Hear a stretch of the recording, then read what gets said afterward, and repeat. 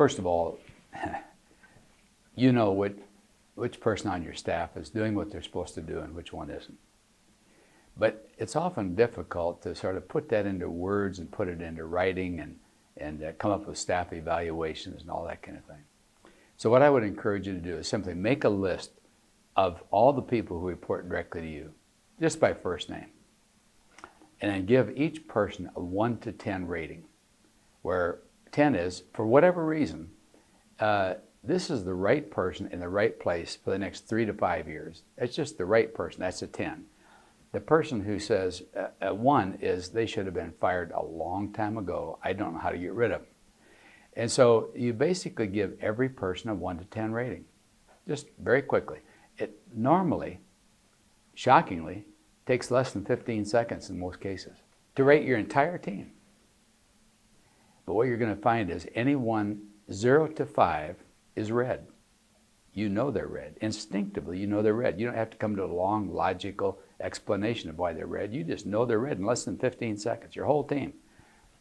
And then what you do is anyone that's red, you basically redefine what they're doing. You may say, I've asked too much of them. It's like no one can do what they're doing. If you just simply redefine it, that's one thing. You say, Bob, I don't need to redefine it. It's very clear, and they're just not doing it. I say, okay, then reassign them somewhere else in the organization. You say, Bob, there's no place else they can go. That's it.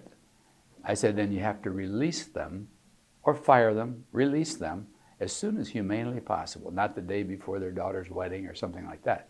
But as soon as humanely possible, you need to release them to find where they fit somewhere else. If they're 6 or 7, that means they're yellow. They may have been with you for 10 years, but you don't know yet whether they're the right person or not yet. You still haven't made up your mind. They could have been there a month or they could have been there 10 years, but you're still not quite certain. So what you do is move to measurability. Nothing clarifies like measurability. So what you do is you put down a grid that has, all right, if they could only accomplish 3 things, 3 measurable things in the next 30 days, what would they accomplish? What would you want them to do measurably in the next 30 days? And then what are the top 3 in the next 60 days and the top 3 in the next 90 days? When you give them those 9 priorities, measurable things you want them to get done, you're going to get one of 2 responses. They'll say, oh, you want me to do that? Well, I may as well quit now. There's no way I could do that. I say, okay, here is where you have to be on your guard. You don't want to say, oh, no, I don't want you to quit or anything like that. No, you say, well, look, if these priorities seem overwhelming to you, it's probably good that we find somewhere else that you fit, because this is what this position requires right now. And so let's start working toward releasing you to find where you fit somewhere else, okay? And then if they are the right person, they may say, the second response may be, oh, you want me to do that? I thought that was Joe's job. No, I want you to do that. Okay, no problem. 30 days, 60 days, 90 days later, it's all done. You just hadn't been making clear exactly what they're supposed to do. But if you rated them 8, 9, or 10, they're green. They're part of the team that's green. Here is where the mistake we typically make is we ask, are we getting our money's worth? That's the primary question in all of industry. Are we getting our money's worth? If we pay them X number of dollars, do we get 3 times that much in terms of value from them? Wrong question. The question should be, how do we maximize this person's unique potential? Their unique ability, their single greatest strength. How do we maximize this person?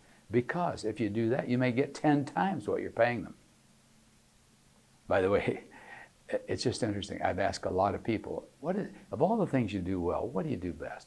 What's your single greatest strength? In just a word or phrase, they tell me. And I say, now, let me ask you another question. What percentage of your time are you actually doing that in your current position? You know what the average answer is? 30%. You hear it, 30%. You try it. Over and over and over again, you'll hear 30%. Whereas most people feel like they're vastly underutilized. I mean, most of the time.